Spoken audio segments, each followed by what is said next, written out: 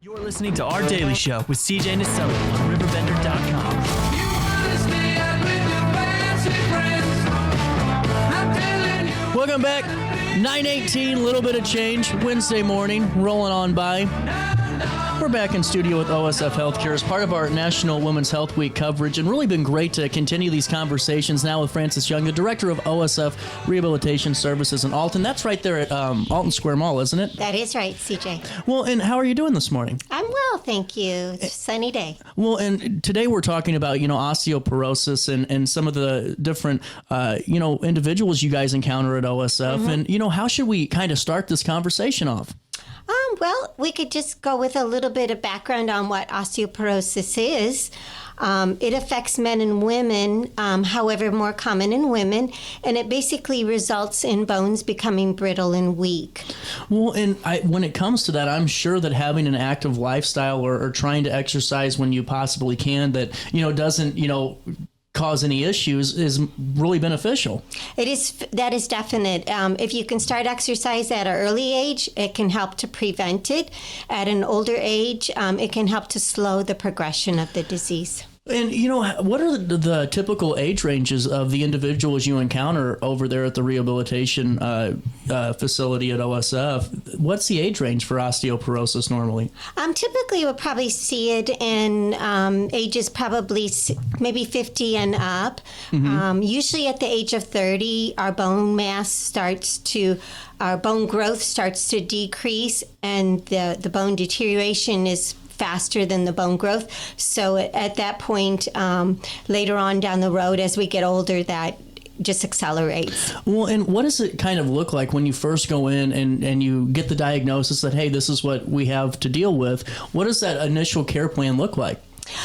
Well, it's basically, oftentimes there's not any symptoms. Okay. So you may have a little bit of back pain, but a lot of times it's more the testing that the doctor has done. Really? Mm-hmm. I can see that being a really frustrating part of this. If somebody is kind of thinking something's off or, maybe mm-hmm. they don't, understand what's going on. How long does it typically take for an individual to get that test done? Is it just one of those things where you decide to do it, or are they planned? It's a pretty common test, a DEXA scan of the bones, mm-hmm. and it's often when women get to a certain age, probably about 50, the doctors will order that just as a ability to kind of see if osteoporosis or osteopenia is coming around. What's the difference between the two? Osteopenia is just the precursor to osteoporosis. It's really just in the values of the testing that's done. It's the beginning of the process, but it's not gotten to the point where the bones are as brittle later in osteoporosis. Are there any other ailments that that can coincide with osteoporosis? Whenever you is there any secondary ailment that you normally see? Well, probably the most common thing is it can make people more prone to fall, mm-hmm. and when they fall, they break a bone. Wow. Well, and when someone's working on their exercise and they're trying to, kind of combat this, what should the goal be of somebody that has osteoporosis when it comes to exercise? Everybody's goal will be a little different depending upon their lifestyle, their level of exercise up to that date. However, the main goals are to probably improve your posture, because with osteoporosis, you tend to develop a forward bend posture, prevent falls, improve your muscle flexibility, and as well as your joint flexibility and your strength. When we're exercising and someone does have this, how can you exercise, safely as you possibly can? Because I can only imagine if you're going through this and your bones are, becoming brittle, yes. It's got to be a little bit more tough to make sure that this can be done. Definitely. A lot of times it's best to try to start, as any exercise program, very gradual. Mm-hmm. Get your physician's approval. But then, start with your lower reps, lower time. If you can build up to doing some weight, with your exercises, just start out very small. You want to avoid doing a lot of twisting or bending exercises where that could cause an extra stress on the spine and possibly cause a compression fracture. How important is it to, and this is just something I'm thinking about now because, whenever you have this, I can only imagine that any little bit of a fall is something to be really worrisome about and to be mindful of. Mm-hmm. Is there some lifestyle changes that kind of coincide with that too? Maybe it's, I'm not saying you're bound to your couch, but is it, kind of slowing down a little bit more, maybe finding, more, better shoes or any of those good things too? Well, that is true. Yeah. A good pair of shoes to make you stable. Something that's loose and flips around will make you more prone to fall. You want to avoid contact sports. You don't want to do anything too aggressive where you would be likely to be pushed over and or have a fall. Well, and whenever, so going back to the exercise point, just activity in general, what should someone with osteoporosis avoid when they're exercising? Mm-hmm. Well, you don't want to use, depending upon the level of osteoporosis, weights can be beneficial if they, if you're in the early stages where the bones aren't too brittle. But if the bones are getting more brittle as you get progressing, the weights will maybe cause a too much pressure on the bones. So you want to maybe avoid the weights. Wow. And then any contact sports. What are some of the different levels of osteoporosis? Well, you can start out with just like the osteopenia. Mm-hmm. That's, you don't really have any symptoms. It's the testing that shows that your bones are starting to get weaker. And then it just kind of progresses on. A lot of times people will start to develop, like I said before, that bent posture where you'll see an extra curvature. They can't hold their head up as high. Very interesting. And, how common is osteoporosis just from what you guys encounter and see at OSF in the rehabilitation? We don't see it a huge amount. Okay. I think a lot of physicians probably give their patients instructions to kind of help manage it on their own.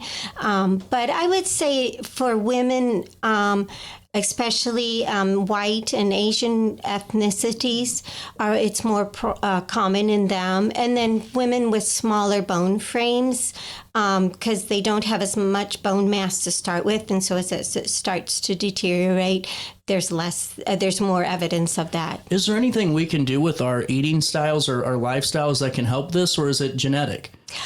There is a little bit of genetics in there. However, lifestyle can play a big part, and even if it is genetic, helping to kind of, like I said, maybe decrease the chance of it or decrease the or lessen the effects of this severity. Would you have a moment to take a quick break with me? I do. It's 9:25, and we're talking all things really with OSF's Rehabilitation Services and Frances Young, their director. It's National Women's Health Week, and really just to have this conversation on osteoporosis and coming back and learning ways that we can keep, honestly moving forward with this. And that's a good thing too, is if someone has us out there, maybe we're giving them some tips and some tricks on how to give them the best step forward each and every day. We'll take a quick break and we'll come back with more Daily Show on this Wednesday morning next. Carden Circus is coming to town.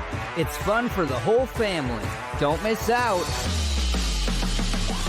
Get ready for breathtaking aerial stunts and a heart-pounding thrill ride that will have you on the edge of your seat. 2 nights only. See the magic in Jerseyville on May 27th and Highland on May 29th. Bring the whole family and experience the wonder of Carden Circus. Get your tickets now at glowcircus.com. When I got in the car accident at the ER, they gave me a prescription of hydrocodone. And over time, it took more medication to mask the pain. I moved over to drug seeking and found heroin and fentanyl. I went to the Centerstone rehab facility, and it was the best decision I ever made in my life. I have my own car, I have a job, there's nothing holding me back anymore. Do you need to declutter your space? Time to call me, the Queen of Junk. Since 1993, we have grown to be the leader in residential, commercial, and property management junk removal. At Sparks Junk Removal, we are eco-friendly. We recycle, donate, or repurpose items back into our community. Trash is our last resort to the landfill. Plus, with our all-inclusive service, our crews handle everything from labor to lifting and landfill fees. Give us a call or visit our website, sparksjunkremoval.net, to reclaim your space today. When you need a project done right, on budget and on time, trust Gillahan Concrete. Gillahan handles every kind of project, big and small. Commercial, industrial, residential, from room additions and garages to patios, driveways, and more. Gillahan brings quality and experience to every job. Family owned with over 30 years of service to our community. Call today at 618-781-3914 or visit GillahanConcrete.com. Looking for the best barbecue in Madison County? Head over to Carver's Barbecue in Godfrey, Illinois. From loaded barbecue nachos to mouth-watering pulled pork, brisket, ribs, and more, Carver's serves up award-winning flavors you'll love. Family-owned, Carver's is all about fresh, made in-house dishes served daily. Come visit us at 2716 Groveland in Godfrey, or give us a call at 618-467-9999. Order online, get it catered, or stop by for the best smoked meats around. Where great flavors meet family tradition, you'll find Carver's Barbecue. Have a rash, pink eye, or urinary tract infection and need care now? OSF On-Call Urgent Care is here to treat you. Start a virtual visit 24/7, whenever and wherever you need it. It's just that easy. osfoncall.org/virtual visit. You're listening to Our Daily Show with CJ Nasello on RiverBender.com.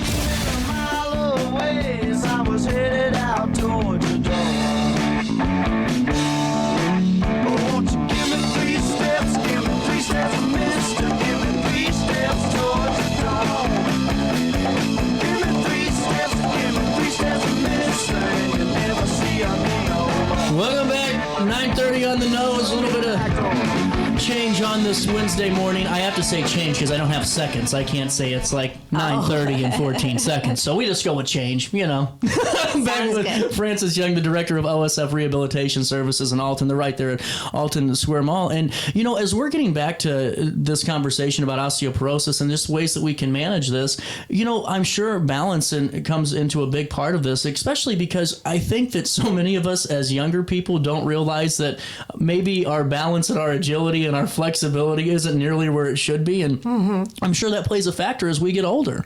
Oh, definitely. Yes. Those things just, as we get older, they're not as good as they used to be. Well, and how do we kind of specifically balance, you know, exercises to, you know, to help, you know, people with osteoporosis?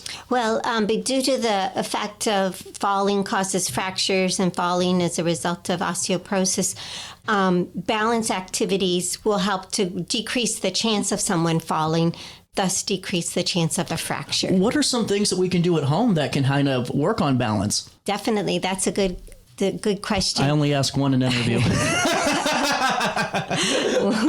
Well, we can work on mostly standing activities, trying to stand with your feet together, eventually progressing to standing one foot in front of the other, standing on one leg, walking a straight line, those kind of activities, sidestepping, walking backwards. Those all kind of challenge us. And then also just trying to walk on different types of terrain so that you get used to something maybe that's not smooth, but something uneven, maybe like a gravel driveway. Now, if someone's having some, you know, issues with the different terrains, is it okay to start with, you know, some type of, you know, device to assist you, whether it's like definitely. A cane or a walker or something like that? Definitely. And you wouldn't want to, if you have a higher chance of falling, you wouldn't want to do those higher level activities. Oh, that makes sense. Yeah. Maybe have someone with you, whether it be a therapist, a family member, athletic trainer. And I think sometimes we just forget that we can do things in our own home, too, you know, when it comes to exercise. Oh, so much. Especially during a commercial. Well, now we don't have commercials too much anymore with streaming, but, you know, take a pause and definitely during the credits. Yeah, there you go. Yeah. Well, and is there any movements that someone with osteoporosis should start to avoid as it starts to progress, or any type of ways that we normally move our body when we're younger? Or is it one of those things we shouldn't change up too much of how we, you know, move and every day? So as the disease progresses, the spine is often the most affected. There's a high chance for compression fractures, and compression fractures can result from a lot of either bending activities or lifting in a bent position or twisting activities. It can even happen someone's pushing up a window that's not moving real smoothly. That pressure can then cause a compression fracture. So those types of activities would be best to avoid. Really interesting. And, we were talking, and you don't really encounter too much of the osteoporosis patients, at the rehabilitation, because the primary care provider sets up that care plan. And I would only imagine, because, someone like me might go, well, I'm going to go reach out to maybe look online for, some personal trainer or something. But to me, a primary care provider would be the best way forward to really have a true and safe and really knowledge, care plan. Yeah, and I think they can give you a general direction, and if you need more information or want more details, as you said, an athletic trainer is often good, one that knows about osteoporosis, as well as, or you can always ask your provider for a physical therapy referral. That's interesting. Well, and whenever you're when you're talking with patients, and I don't know if this conversation comes up with osteoporosis, is it one of those things that I could only imagine gets frustrating as time goes on, because you're doing all that you can and you're still, I'm sure, going through the trials and tribulations of what could progressively get worse? Sure. It's that balance between being able to do what you like to do, your normal activity, and being careful not to fall, not to cause injury to yourself. Well, and is there anything that family members can do that maybe aren't abrasive? Because the moment that we start interrupting someone's daily lifestyle, my grandma that don't make me an invalid, CJ, or don't do this, I want to do it all on my own. Yes. Is there anything that we can do though, especially if there's an older adult that has osteoporosis and maybe or mobility issues in general, where we're not being the big brother or we aren't being the helicopter guardian, but we're just, kind of taking care of things along the way to make it a little easier? Certainly. So one thing that probably avoid is being on a ladder. So if there's things that need to be done around the house that would involve a ladder, those type of activities would be best done by someone else. Carrying heavy things, obviously, that would be better if someone had some help with that as well. Before I let you go, I was wondering, too, is there any stretches that you can tell us about, too, that we can work on at home, too, or just to help with some of that, mobility and the agility side of things? Certainly. So as I mentioned before, the bent forward posture is oftentimes what results because of osteoporosis. So activities where you try to improve your straightness of your back, laying on your stomach is just a great one, or then laying on your stomach and a little bit of rest, propping up on your elbows can be helpful too, or just standing and bending backwards. Really interesting. Well, thank you so much for stopping by. And is there anything about the rehabilitation facility that you want us to fill our audience in on today? Oh, certainly. We're located at the Alton Mall, and we have all types of therapy, physical, occupational, speech therapy, and we see all kinds of diagnoses in addition to osteoporosis, orthopedic injuries, neurological injuries, concussions. We see children, lots of things. Pretty much if it needs therapy, we can take care of it. Well, I can only imagine how quiet that office is. Well, and seriously, thanks for all that you do. And I know that you guys have a great staff over there and have heard nothing but great things. And I'd love to have you back on to talk about more ways that we can keep ourselves healthy. I would be glad to come back. Thank you, CJ. 9:36, a little bit of change on this Wednesday morning. We'll come back. It's the 14th day of May. More Daily Show hits you right in the nose on Roku TV and RiverBender.com next.